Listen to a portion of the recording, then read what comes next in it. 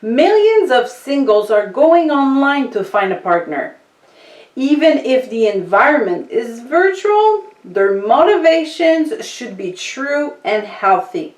However, it's not always the case.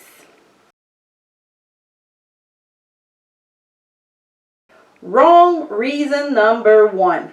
It worked for my friend, so I'll try it too.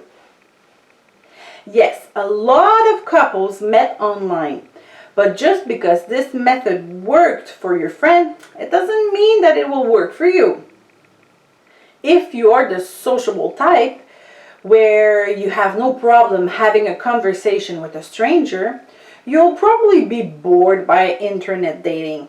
Or if you have trouble getting your emails or spending time in front of a computer bores you to death, dating websites aren't the best idea for you. If you're paranoid and you don't trust people, then online dating will drive you crazy. In short, the virtual world is not made for everyone. Do not place yourself in an uncomfortable position. We will add here that if you are not comfortable with this method, don't condemn it. This may not be good for you, but it could be for someone else. So don't judge anyone. Wrong reason number 2. Because I'm tired of waiting on God. In the Bible, there are many disastrous examples where people decided to go their own way instead of waiting for the end of God. King Saul, for example, decided to make a sacrifice even if only priests were allowed to do so. His impatience cost him his crown and even denied his son access to the throne. You can read that in 1 Samuel 13. Waiting for God does not mean that you shouldn't do anything either. It's all in the attitude of the heart. If you decide to subscribe to a dating website and put all your hopes of meeting someone in this method, then you're wrong.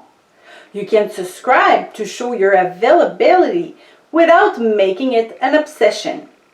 Don't visit the website every day and just stay open to other doors that God might open for you. Your hope is in God, not in dating websites. Being tired of waiting, even being angry at God because your prayer has not been answered, is normal. Our human nature always wants an immediate answer to all our desires.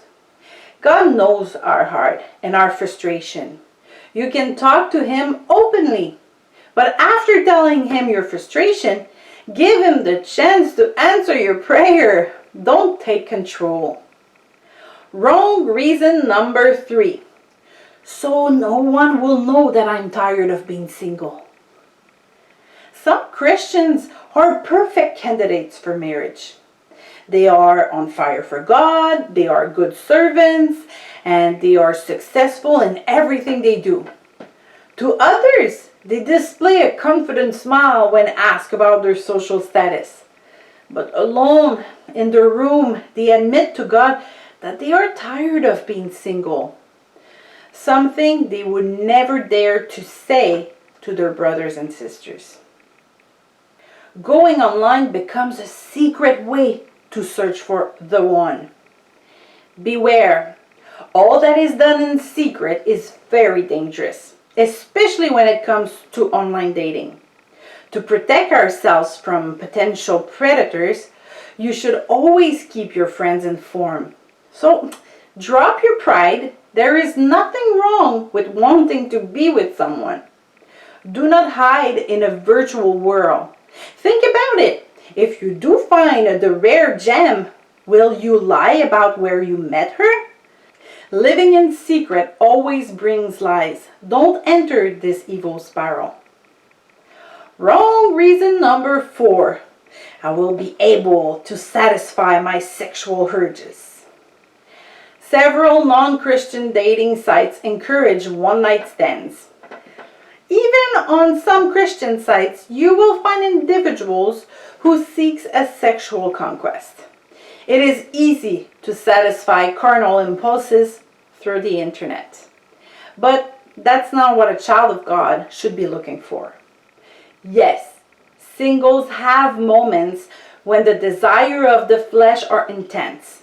But it's not by satisfying this urge that those desires will be permanently met.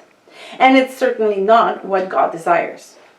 If you are in one of those hot moments, put your computer aside, take a cold shower, and talk to God. You know, Jesus lived in a human body, so he knows what is happening in your head. Take captive every thought to make it obedient to Christ, and keep your search pure.